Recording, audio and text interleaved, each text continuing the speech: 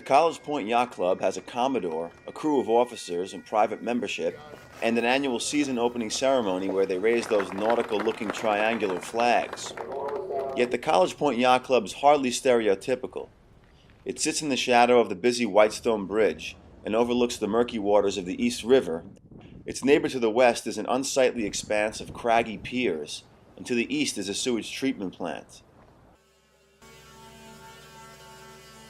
Many of the members are retired civil servants and tradesmen who fix up second-hand boats. It's a working man's yacht club. It's, nobody's nose is up in the air or anything like that. We're not afraid to get our hands dirty. That's the best part about it.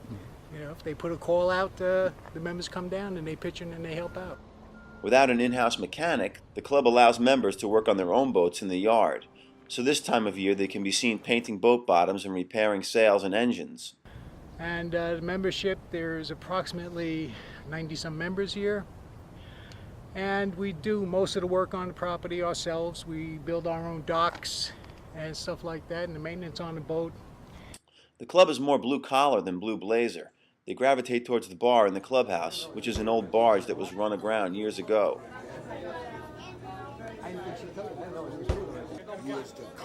The bartender is a retired police officer, and the kitchen work is often handled by retired firemen. There are video games in the clubhouse and a contribution plate for food for the fish tank. The club's bathroom is distinguished by a urinal bearing a decal of Osama bin Laden for target practice. I can't bring myself to say that it's a yacht club. Just it's a great place to go. Great place for boaters and people of like mindsets. But I always refer to it as a boat yard, more so than a yacht club.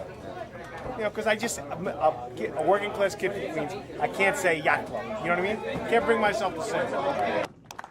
The Commodore, Tony Tondo, can typically be found out in the club's boatyard in jeans and work boots and commanding a fleet of tractors and boat lifts. These days, Mr. Tondo, a retired auto parts dealer with 7 children, can be seen fielding a flood of calls from impatient members clamoring for their boats to be lifted out of winter storage and lowered off the club's bulkhead. Well, it's a working man's club. Most of the people here work on their own boats.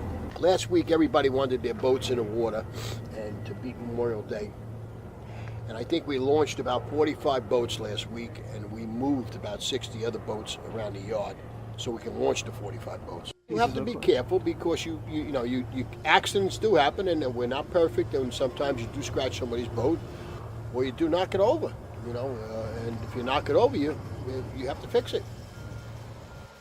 Like an expert valet parker, Mr. Tondo can fit the boats in tightly when storing them for winter.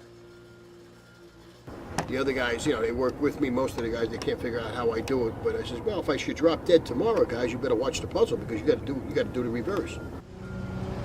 First, you got to get them in the water, then you got to hope the people know what they're doing, and then we give them the blessing and send them on their way.